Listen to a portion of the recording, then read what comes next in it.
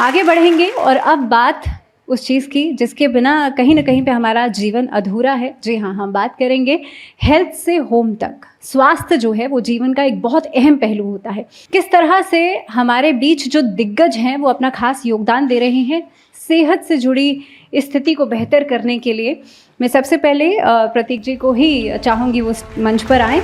और अब बात जिन्होंने नई दिल्ली में सफदरजंग हॉस्पिटल, एम्स और फोर्टिस एस्कॉर्ट्स हार्ट इंस्टीट्यूट में बतौर एक हृदय रोग विशेषज्ञ अपनी सेवाओं को देने के बाद अपने घर की ओर रुख किया, यानी वाराणसी पहुंचे और अब यहाँ के आम जनों के लिए अफोर्डेबल हेल्थ केयर के मिशन को आगे बढ़ाते हुए इन्फिनिटी हेल्थ केयर हॉस्पिटल की स्थापना की है। Please welcome founder and director of infinity health care hospital, doctor Abhishek Verma Vikram Singh ji. एक बार जोरदार तालियां हमारे इस पैनल के लिए। बहुत बहुत स्वागत है आप दोनों लोगों का। एक तरफ डॉक्टर है और एक तरफ छत देने वाले हैं। दोनों लोग बहुत बढ़िया हैं। बहुत बहुत शुक्रिया, थैंक यू सो मच। सबसे पहले आपके पास, लेकिन मैं इधर की तरफ रुक करता हूं। ये कहानी कुछ है और ये कहानी कुछ और है। आप का कारवां हिंदुस्तान के सारे बड़े हॉस्पिटल्स कौन कौन से? सफदरजंग, एम्स। अब प्राइवेट में बात करूं तो फोर्टिस एस्कॉर्ट्स, जस्ट लोग, मुंबई, ऑलमोस्ट सब जगह आप जी जब आपने काम किया, फिर आपका नजर ये वाराणसी पे क्यों पड़ गई? बाबा विश्वनाथ की वजह से?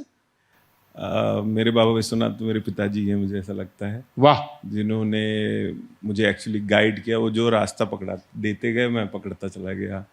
उन्हें लगा कि जिस तरीके से आज मुझे वो समझ में आता है कि हेल्थ इंडस्ट्री में कितनी जरूरत है। आप तो पूरी दुनिया घूम आए, जी देखा है जी। ये बनारस में ही क्यों आके आपका मन लगा इतना कि, और वहां से दोनों में फर्क क्या है और दोनों के इंफ्रास्ट्रक्चर में कितना फर्क है और आप कितना फर्क ला पाए खुद?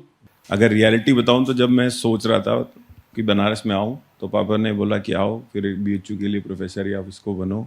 बट ऊपर उनका सपोर्ट सिस्टम, हम लोगों ने जितना, क्योंकि मैंने हमेशा एक कॉर्पोरेट कल्चर में काम किया। ये अच्छे, आप कोई भी इंस्टीट्यूट देखो, चाहे वो AMC हो, वो कॉर्पोरेट की तरह ही काम करता है। तो जो कॉर्पोरेट कल्चर है उसको यहाँ लाने में जो मेहनत की है, उसमें एक एक लोगों को खुद से चुना है, एक एक मशीनरी को खुद खरीदा है, एक एक इंफ्रास्ट्रक्चर और डिजाइनिंग खुद की है, तब जाके वो इतनी बड़ी बिल्डिंग बनी। और आज ऊपर वाले की रहम से we are delivering very good results. आप कार्डियोलॉजिस्ट हैं, आपके पास आके सुरक्षित हुआ जा सकता है, सुरक्षित रखेंगे ना? नहीं, I will be really thank you. जी, थैंक यू। इधर आ जाता हूं कि अमूमन आजकल लोग कहते हैं कि कार्डियोलॉजी में क्या है कि अकस्मात दिल का दौरा पड़ता है, और आजकल तो यंगस्टर्स पे बड़ा ये है। बिल्कुल। तो वो दिनचर्या से जुड़ी हुई चीज है या जो बेहतर, बहुत सारे लोगों के दिमाग में बेहतर बात है। हालांकि मिनिस्ट्री ऑफ हेल्थ क्लियर कर चुकी है कि उसका कोई लेना देना उससे नहीं है, लेकिन फिर भी लोगों के दिमाग में ये बात रहती है कि आप यंगस्टर्स को 20 साल के, 14 साल के, 15 साल के बच्चों को हार्ट अटैक आ रहा है। व्हाट्स द रीजन, क्या है? अगर मेरे हिसाब से माने तो लाइफस्टाइल, ईमानदारी से खाना पीना। आज के डेट में आप समझो, ये कितना हिस्सा होगा लाइफस्टाइल का? कितना हिस्सा होगा? Lifestyle is 30%, what we are eating today is 50%। Because आप कोई भी एक सब्जी बता दो जो बिना केमिकल के बन रही हो, कोई भी एक खीरे की सब्जी आप बताओ जो बिना इंजेक्शन के डेवलप हो रही हो और आप खा ना रहे हो। So what I believe is what we are eating today, because your population is going very very high and we are not getting good food quality. That chemicals we are consuming day by day by a nameplate or a sticker naming organic, which is actually not organic. We are eating day by day and we are getting spoiled. हम लोग कहीं ना कहीं उसी चीज़ को खा रहे हैं, उसी के वजह से हमें डायबिटीज़ हो रही है, हमारा लाइफस्टाइल हो रहा है, हमारा वेट मेटाबॉलिज्म पुअर होता जा रहा है। हमें मतलब there is a query about vaccine also, कि उसकी वजह से कहीं ना कहीं ब्लड क्लॉट्स बहुत ज़्यादा हो रहे हैं, which can relate to and which we are still on trial of that vaccine for another 30 years, which I believe but query.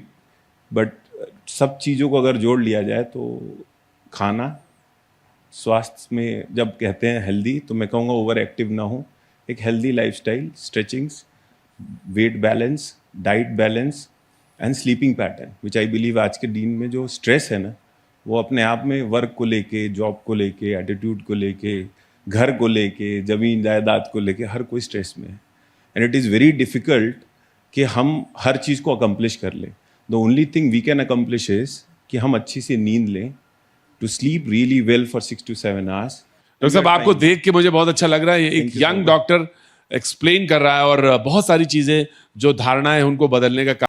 70 साल से ऊपर सबका आयुष्मान योजना हो गई है और इसको किस तरह से, और स्वास्थ्य सब तक पहुंचे, शिक्षा सब तक पहुंचे, स्वास्थ्य हर तक पहुंचे, हर जगह। तो इसमें कितना कंट्रीब्यूट प्राइवेट सेक्टर कर सकता है? इंश्योरेंस सेक्टर का एक्चुअली बहुत बड़ा रोल है। इंश्योरेंस सेक्टर का, मैं वही उसी पे आ गया, स्वास्थ्य बीमा।